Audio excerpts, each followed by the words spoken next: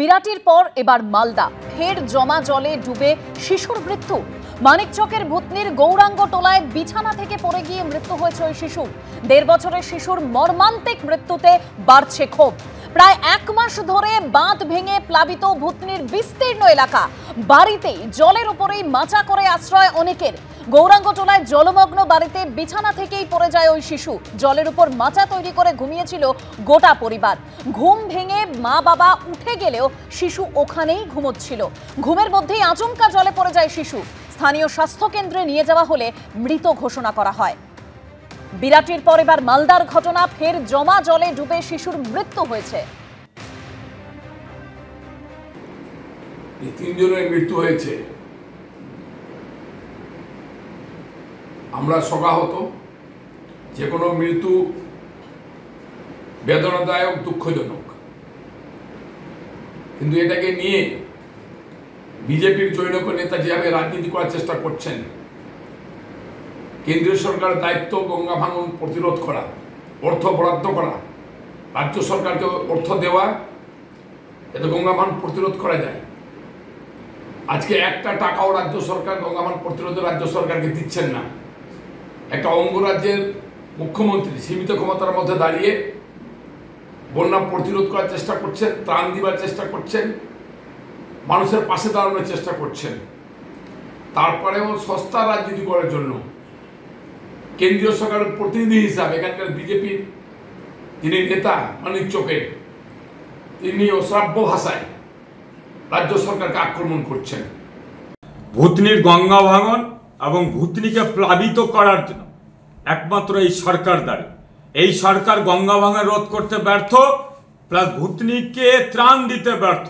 এই সরকারের জন্য দুর্নীতিবাজ, তোলামূল, কাটমানিখোর সরকারের জন্য আজকে ভূতনিবাসীর দুর্দশা। আর ভাঙনের নামে লুটরাজ চলেছে। আর আজকে 2 দিনের মধ্যে এই বন্যায় ভাঙনে 3 জন মারা গেছে ভূতনিতে। আর এর জন্য দায়ী এই সরকার, এর জন্য দায়ী, মৃত্যুর জন্য দায়ী একমাত্র এই সরকার। খুন বিজেপি কর্মী, তৃণমূলের বিরুদ্ধে অভিযোগ করছেন সেই বিজেপি কর্মীর অর্থাৎ মৃতের মা। মূল অভিযুক্তের সঙ্গে ছবি রানাঘাট দক্ষিণের তৃণমূল বিধায়ক মুকুটমণি অধিকারী। মারধরের পর চিকিৎসা চলাকালীনই হাসপাতালে মৃত্যু হয়। বুধবার রাতে কয়েকজন যুবকের গন্ডগোল থামাতে গেলে মারধর করা হয়। বিজেপি কর্মী সঞ্জয় ভৌমিককে বেধড়ক মারধর করা হয় বলেই অভিযোগ। পালিয়ে বাড়িতে ঢুকলে সেখানে অর্থাৎ বাড়িতে ঢুকেও মারধর করা হয় বলে অভিযোগ করছে মৃতের পরিবার। আশঙ্কাজনক অবস্থায় নবদ্বীপ হাসপাতালে ভর্তি করা হয় ওই বিজেপি কর্মীকে। গতকাল নবদ্বীপ হাসপাতালে মৃত্যু হয় বিজেপি কর্মীর।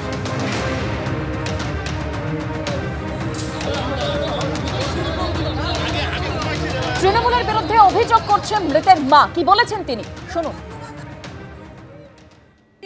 রয়্যাল স্টাফ, এই তো এই বটতলার এই গ্রামটা। না 7 বিলাটের ছেলেরা মেরেছে। আর মঠটা যখন খাই করে ওই ছেলেরা এই ক্লাবেই আছে। এইখানে কি দুষ্কৃতি কাজ হয়? হ্যাঁ হয়, হয়, অনেকদিন ধরেই হয়। অনেকদিন ধরে হয়। এর আগেও এই বাড়ির একটা ছেলেকে মেরেছে। ও অনেক টাকা পুজোর চাঁদা দিত, ই করতো। আমার ছেলেকেই আরেকবার মেরেছে। ওই ক্লাবটাই মাঝে মধ্যে। কারণ কি ওদের এত প্রভাব? ওদের সব ওই ছেলেরা এসে সব আসে, মদ খায় আর এই সব করে। ওরা কি কোনো রাজনৈতিক দলের সাথে যুক্ত? হ্যাঁ, রাজনৈতিক দলের সাথে তো যুক্তই। ওরা কোন দল করে? ওরা তৃণমূলের দল করে। তৃণমূলের নেতারা ওইখানে খাতা লেখা যত কিছু সব করে। তৃণমূল করে বলে বারবার তো নাকি ওই মদ খাওয়া নিয়ে কোনো কিছু হয়েছে সেটা বলতে পারবো না, কিন্তু তৃণমূলের দল সব।